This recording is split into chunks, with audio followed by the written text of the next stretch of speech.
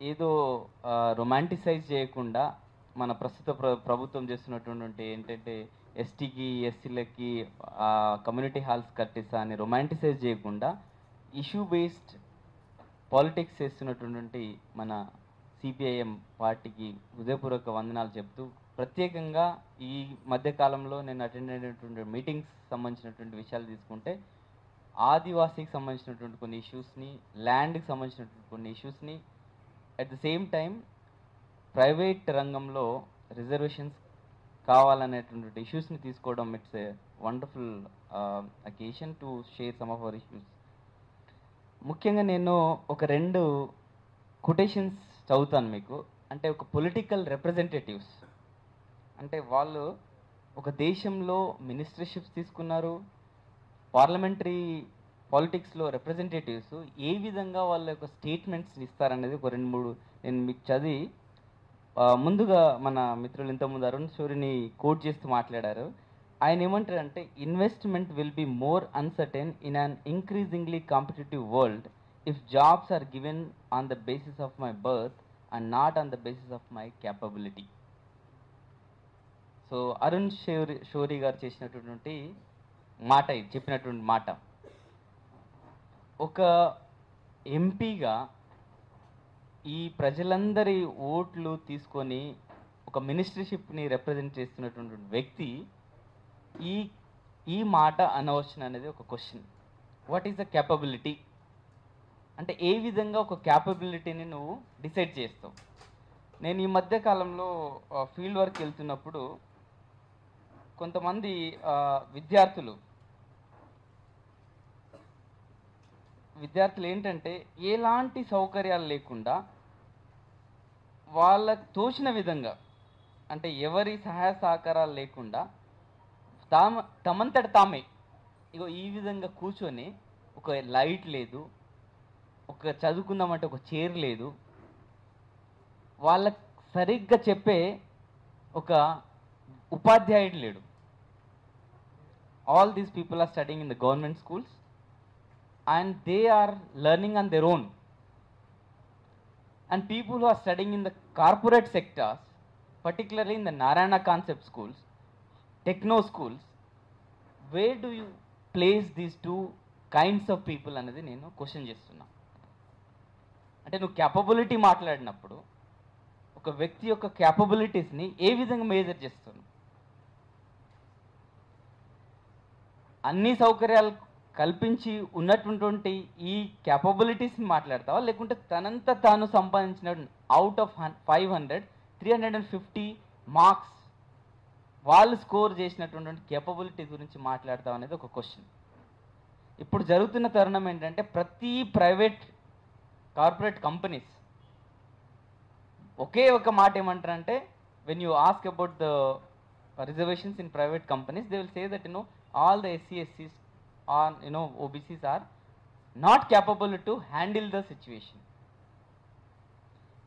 If that is the case, when you recruit the people, నువ్వు recruit చేస్తున్నప్పుడు ఆ విధమైనటువంటి నువ్వు క్యాపబుల్ క్యాండిడేట్ని రిక్రూట్ చేస్తున్నప్పుడు why do you train them 1 year? Any corporate companies at least 3 months వాళ్ళని ట్రైన్ చేసిన తర్వాతనే వాళ్ళకు జాబ్ రెస్పాన్సిబిలిటీస్ ఇస్తాయి. అంటే వాళ్ళకి క్యాపబిలిటీ లేదని ట్రైన్ చేస్తున్నావా, లేదా కాస్ట్ బేస్డ్ రిక్రూట్మెంట్ చేసి ట్రైన్ చేస్తున్నావా అనేది ఒక క్వశ్చన్. ఇంతకుముందు మల్లెపల్లి లక్ష్మయ్య గారు అన్నట్టు ప్రతి corporate chairperson is the higher cost person. నువ్వు అప్లికేషన్లో కానీ ఎక్కడ కానీ కాస్ట్ ఫస్ట్ ముందు చూస్తారు వాళ్ళు, నీ క్యాపబిలిటీ కాదు. Capability comes secondary. సో అలాంటి సిచ్యువేషన్స్లో ఏ విధంగా మన SC/STలు ఈ కార్పొరేట్ సెక్టార్స్లో జాబ్ కొట్టగలుగుతారు అనేది ఒక క్వశ్చన్. మనకు బెస్ట్ ఎగ్జాంపుల్ కూడా చెప్పారు. సేమ్ క్యాండిడేట్ కాస్ట్ తీసి అప్లై చేస్తే he got a job. Best example. అంటే ఆయన క్యాపబిలిటీ లేక అక్కడ జాబ్ కోల్పోయాడా, లేదా కాస్ట్ మెన్షన్ చేసినప్పుడు జాబ్ కోల్పోయాడా అనేది కూడా మనం ఆలోచించాల్సిన అవసరం ఉంది. మిత్రులారా, ఈరోజు జరుగుతున్నటువంటి తరుణం ఏంటంటే ప్రతి గవర్నమెంట్ సెక్టార్ యూనివర్సిటీస్ తీసుకోండి, కాలేజెస్ తీసుకోండి, డిగ్రీ కాలేజెస్ తీసుకోండి, ఇంక్లూడింగ్ మన సెక్రటరియట్ తీసుకోండి. మీరు ఎందుకు ఈ ప్రైవేట్ జాబ్ని ఎంకరేజ్ చేస్తున్నారు? హౌస్ క్లీనింగ్ నుండి తీసుకోండి, టైపింగ్ నుండి తీసుకోండి, ఎస్ఓస్ సెక్షన్ ఆఫీసర్స్ నుండి తీసుకోండి, all these jobs are recruited through the some of the mediators, not the government sectors, including యూనివర్సిటీస్లో.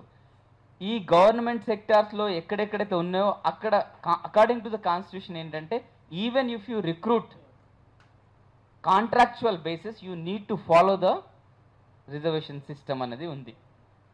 మీరు ఒక్కసారి మన ఈ తెలంగాణలో ఉన్నటువంటి యూనివర్సిటీస్ని తీసుకుంటే, కాలేజెస్ని తీసుకుంటే, స్కూల్స్ని తీసుకుంటే ఎంతమంది ఈ కాంట్రాక్చువల్ బేస్లో వర్క్ చేస్తున్నటువంటి ఎస్సీ ఎస్టీ బీసీస్ ఉన్నారనేది ఒక క్వశ్చన్ తీసుకుంటారు. జస్ట్ ఒక కేస్ స్టడీ చూడండి. ఒక ఉస్మానియా యూనివర్సిటీస్ని తీసుకోండి. Best example, it's very walkable, you can walk at any point of time and you can do a study on that.